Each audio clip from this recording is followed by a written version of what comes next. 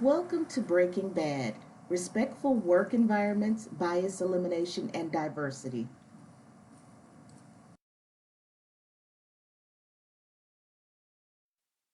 In this training, participants will gain knowledge of diverse cultures, cross cultural communication, the dynamics of privilege and oppression, recognizing bias, and the uses of power between groups. Participants will also learn to practice team leadership through engaging activities and informative videos. Participants will learn the importance of valuing the differences of all team members, backgrounds, ethnicities, education, religion, race, gender, and more.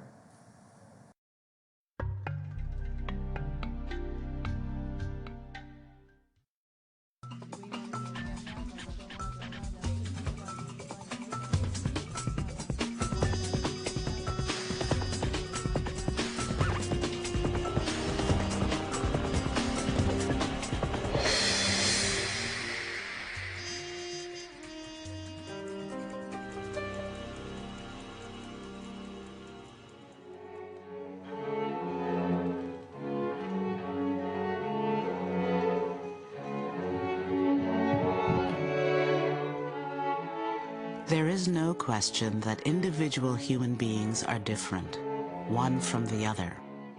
Our eyes confirm this day in and day out. Skin color, body shape, hair form, eye shape.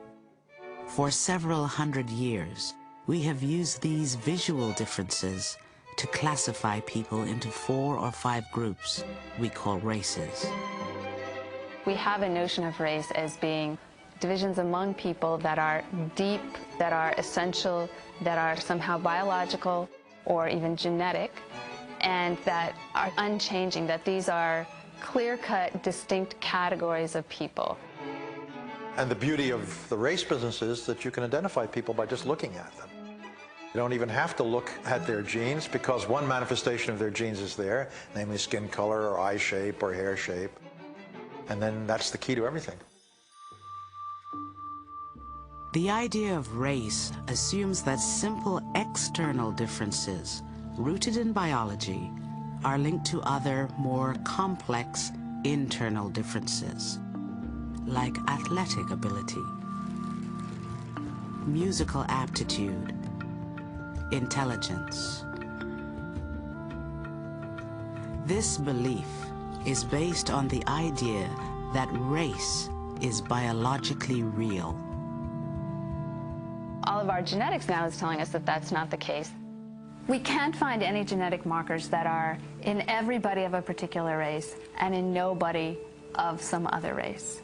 We can't find any genetic markers that define race. And actually, what we're going to generate are billions of copies of a little section of your genetic code. And we're going to look These students are gathering for a DNA workshop led by Cold Spring Harbor Labs teacher Scott Bronson. And pipette up 30 microliters, fill the tip Marcus, Gorgeous, transfer it to these tiny little Jackie, green tubes. Noah, Tiny little green tubes. Hannah, Jamil, and their fellow students are about to explore the biology of human variation. But there's another type of DNA. Does anybody know what that type of DNA is? Yeah. Mitochondrial? Mitochondrial DNA. Very good. They will compare their skin colors. They're like not human colors. They will type their blood. And they will swab cells from inside their mouths to extract a small portion of their own DNA. Once the sample is ready, they will compare some of their genetic similarities and differences. We're going to look at a very tiny section of this ring. We're just going to look at The students begin the workshop with the same assumptions most of us have. As you begin to look at the data, you might want to keep in your mind who you think you might be most similar to and who you think you might be most different to. I think I probably have the most similarities with Mr. Bronson or with Carol. Because we were white males, both Kirill and I, and both Scott Bronson and I. I think I'd have the most differences with Kirill and the most similarities with Gorgeous. She's African American, I'm African American. I mean, like, black. I think maybe me and Natalia are most alike. She's Latin American and I'm Latin American.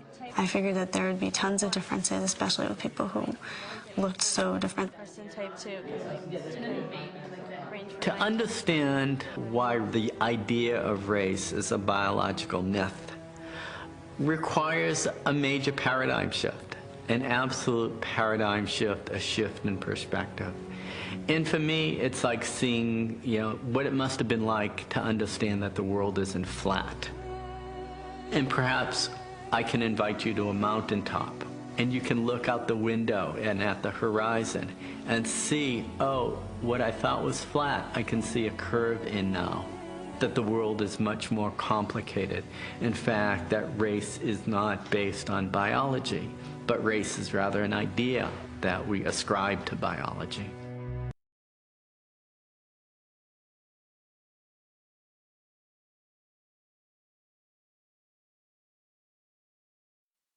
There are numerous dimensions to diversity, including age, race, sex, gender, religion, ethnicity, language, culture, ability, socioeconomic level, spirituality, personality or thought style, national identity, or family upbringing, to name a few. Understanding generational differences. Research shows that there are currently 5 generations in the workforce. Research also shows that people share similarities within their age group concerning values, behaviors, decision making, motivators, and attitudes. The more you understand these differences, the better able you are to relate and work with the various generations.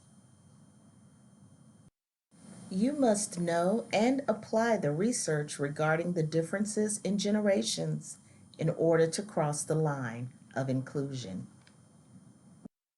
This slide, provided by Pew Research, provides the years and the name for the various generations. Traditionalists, or the silent generation, are the people born before 1946. They're generally out of the workforce at this point, but they still make up an important customer segment. Traditionalists are known as the silent generation because children of this era were expected to be seen and not heard. This was the smallest generation of the last 100 years, and they were unaffected by immigration because of the Great Depression and World War II. The baby boomers were the people born right after World War II until the early 60s. The giant population bubble they represent, their movement through the stages of their lives, has had a profound effect on all of U.S. society. Baby boomers tend to be more self-disciplined, obedient, organized, and dependable than younger generations. Their second highest personal value is safety in one's community and nation, which includes stability of society, national security, and social order. For them, life is about a strong state and a stable society. Generation X, or Gen Xers, are the people born from the early 60s until the early 80s. They grew up with minimal adult supervision and thus learned the value of independence and work-life balance. Impacted by Roe v. Wade, improved birth control methods, and the prevailing concept of zero population growth. They also appreciate informality, are technologically adept, flexible, and highly educated. They have the most debt. Generation X members not only take care of their own children, but frequently help support their aging parents. It also explains why half of Generation X say they're shouldering far more financial responsibilities than their parents did. Millennials, or Gen Y. They're the people born from the early 80s until the mid-1990s. Millennials are earning 20% less than their parents did. The average student loan debt doubled between the millennial generation and Generation X. Many millennials rely on their parents for financial assistance. Millennials are fairly self-centered, say millennials, Despite their increased debt, millennials are well educated on the benefits of retirement savings, and they are saving at the same rate as their parents. On average, millennials are better educated than the generations that preceded them. Millennials are political minded and politically active. Millennials don't want to work 9 to 5. Millennials are not big on vacations, but love to travel. Gen Z or Gen 2020. They're the people born after 1996.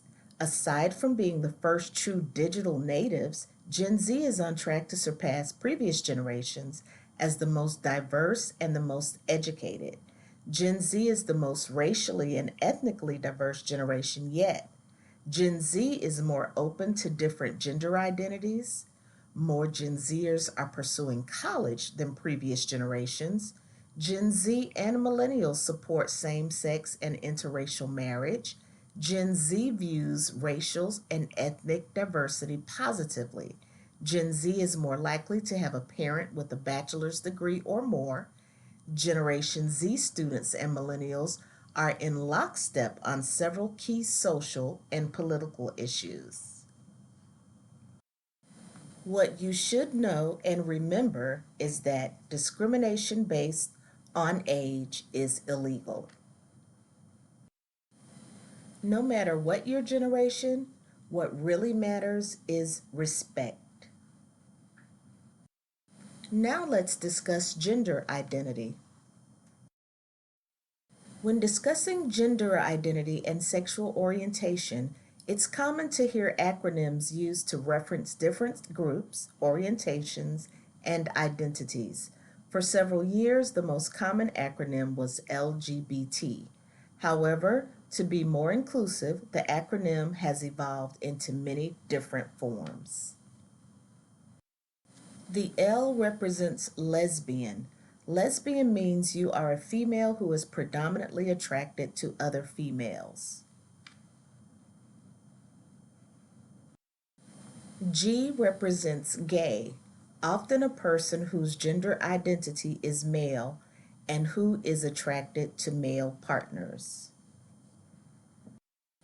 The B represents bisexual, a person with the capacity for engaging in relationships with partners of not only one gender or sex. It's important to note that sexual attraction is not the same thing as gender identity. Gender identity. Someone's deeply held sense of self or identity is not defined by their sexual partner or history. The Q represents questioning, being in the process of defining one's identity or sexual orientation. The Q may also represent queer, a person who has pride and self confidence of their identity within the LGBT community.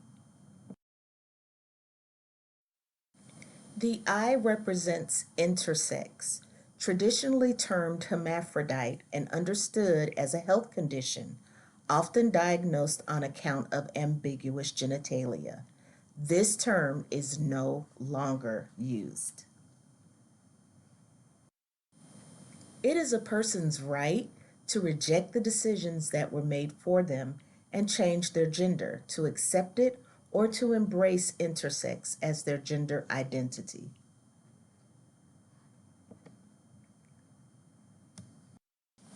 The A represents asexual. Asexuality is the lack of sexual attraction to others. Asexual people may experience romantic attraction. The A may also represent ally, a supporter of people with sexual orientations or gender identities that may differ from the majority of a population. An ally works to end oppression by supporting and advocating for people who are stigmatized, discriminated against, or treated unfairly. The N represents non binary. A growing number of people want to claim their identity as a mesh of female and male, or they simply do not wish to be defined by one or the other side of a duality. Plus could mean additional. Some people identify themselves as genderqueer, also a designation of everything on the gender and sexuality spectrum. The A again could mean additional, non-binary, genderqueer, non-conforming. As we indicated with age, the key is respect. Knowledge of gender identities leads to a greater understanding and respect of everyone and enables you to be an ally for those that you associate with. Diversity and inclusiveness is about people feeling that they are represented in their workspaces. Can you see yourself in the picture? Very rarely can we see religion, sexual orientation, nor socioeconomic differences. What we can easily identify and what seems to cause the most angst is race and age. The next video sheds a little light on the very thing that seems to cause us so much difficulty. I'm sure you will find it interesting. Seattle's supposed to have this liberal image, and it's not. Sometimes I feel like it's 1954. People feel really empowered just to say it out loud and just announce their ignorance. Seattle is gentle. You're not necessarily going to encounter extreme hostility. You're going to encounter many layers of subtlety. What that also means is that it's under your skin annoying. If you're talking about race and you're not uncomfortable, you're probably not having the right conversation. There's tension attached to this conversation. It's unfortunate that we consider it difficult conversations to have. We throw out the word race or racism, and people, I think, hear that in so many different ways. I think a lot of people are scared to be called a racist or of using or exploiting their white privilege or causing a microaggression or whatever it is. All of these terms just contribute to an oversimplification. We'll often just give them their own meaning, kind of make them just buzzwords. A lot of these terms are constantly used but never really unpacked, and people are interpreting them in quite different ways than the people who are speaking them. So like maybe we do take a tiny bit of time to define what we mean.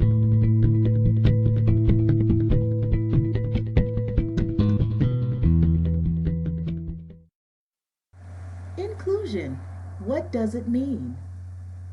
The bringing together of unique individuals, resources, and harnessing those diverse forces in a manner that is value-added and beneficial to those we serve and the work we do, making an intentional effort to include others that are oftentimes made invisible, left out, or alienated. Inclusion equals diversity plus action, which generally produces better results in work and in business. Let's take a moment for the identity wheel activity. First, select the identities that you most identify with. Secondly, think through statements 1 through 4 inside the identity wheel. Next, ask yourself why you identify more strongly with these identities. And finally, think about others that you encounter daily. Do you ever consider how your identity may affect how they relate to you, or vice versa?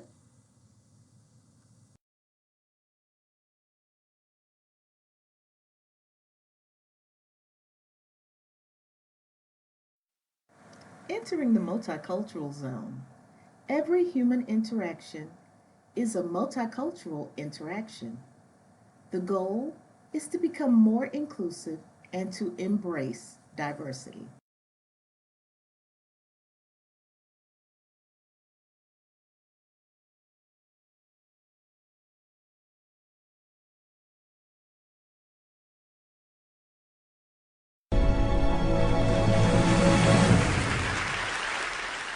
I'm a storyteller, and I would like to tell you a few personal stories about what I like to call the danger of the single story.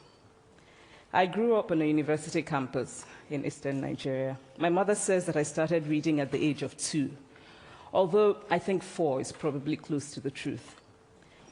So I was an early reader, and what I read were British and American children's books.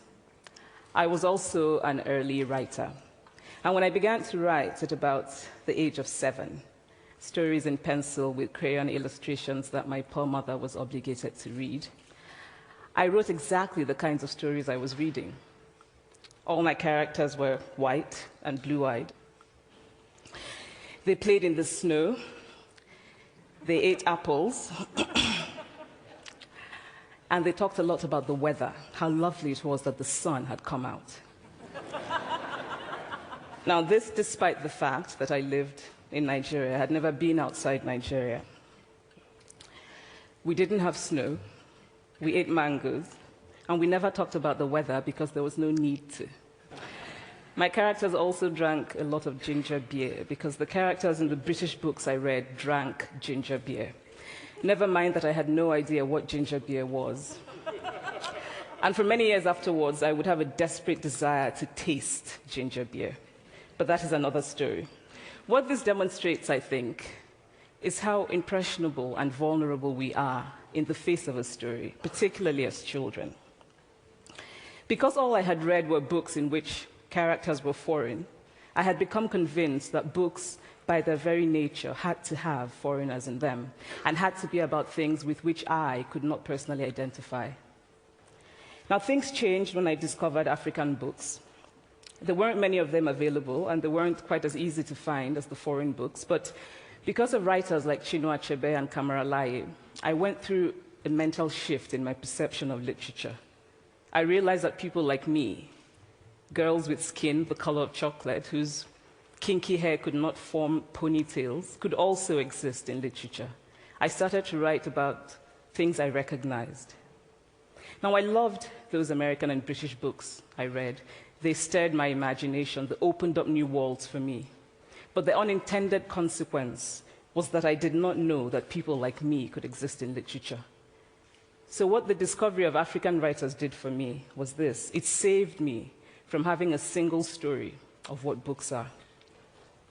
I come from a conventional middle-class Nigerian family. My father was a professor. My mother was an administrator. And so we had, as was the norm, live-in domestic help who would often come from nearby rural villages. So the year I turned 8, we got a new houseboy. His name was Fide. The only thing my mother told us about him was that his family was very poor. My mother sent yams and rice and our old clothes to his family. And when I didn't finish my dinner, my mother would say, "Finish your food. Don't you know people like Fide's family have nothing?" So I felt enormous pity for Fide's family. Then one Saturday, we went to his village to visit.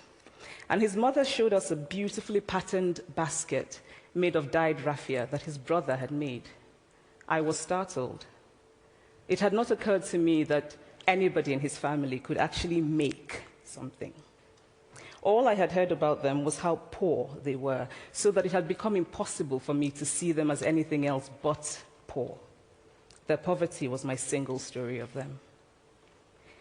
Years later, I thought about this when I left Nigeria to go to university in the United States. I was 19. My American roommate was shocked by me. She asked where I had learned to speak English so well and was confused when I said that Nigeria happened to have English as its official language. She asked if she could listen to what she called my tribal music and was consequently very disappointed when I produced my tape of Mariah Carey. She assumed that I did not know how to use a stove. What struck me was this. She had felt sorry for me even before she saw me. Her default position toward me, as an African, was a kind of patronizing, well-meaning pity. My roommate had a single story of Africa, a single story of catastrophe. In this single story, there was no possibility of Africans being similar to her in any way, no possibility of feelings more complex than pity, no possibility of a connection as human equals.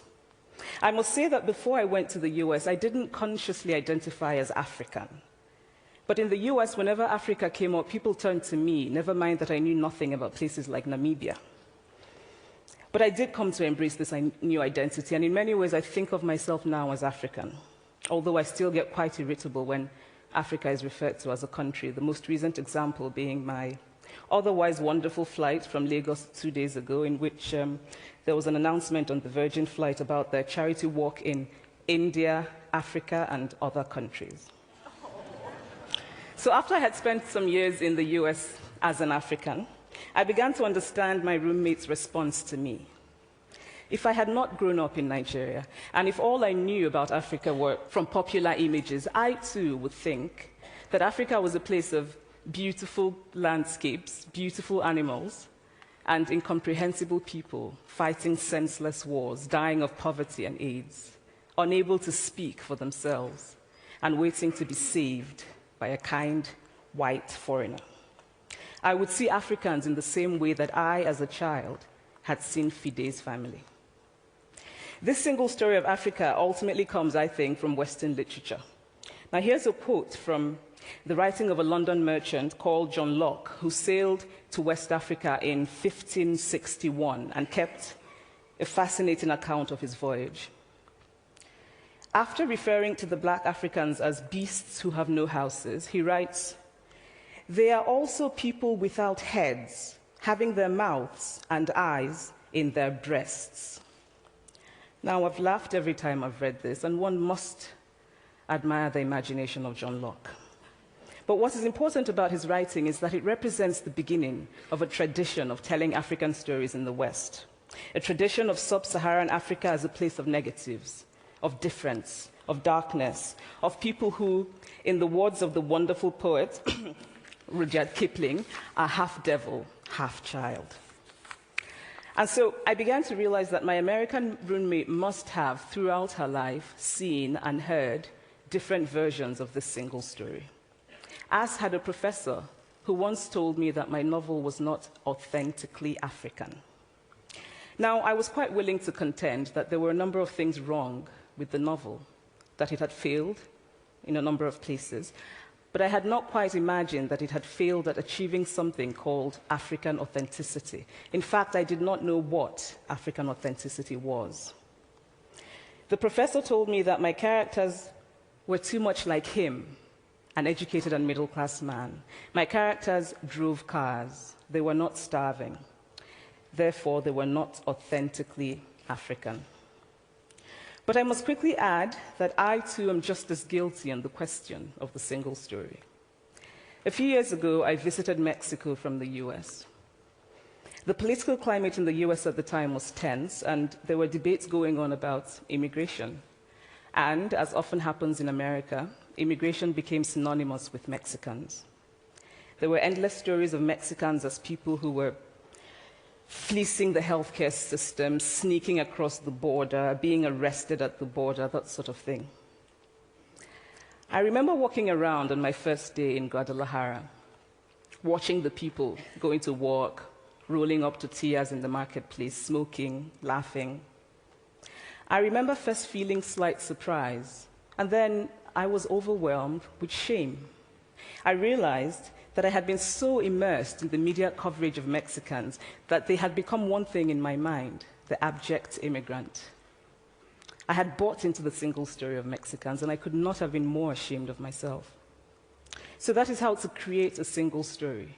Show a people as one thing, as only one thing, over and over again, and that is what they become.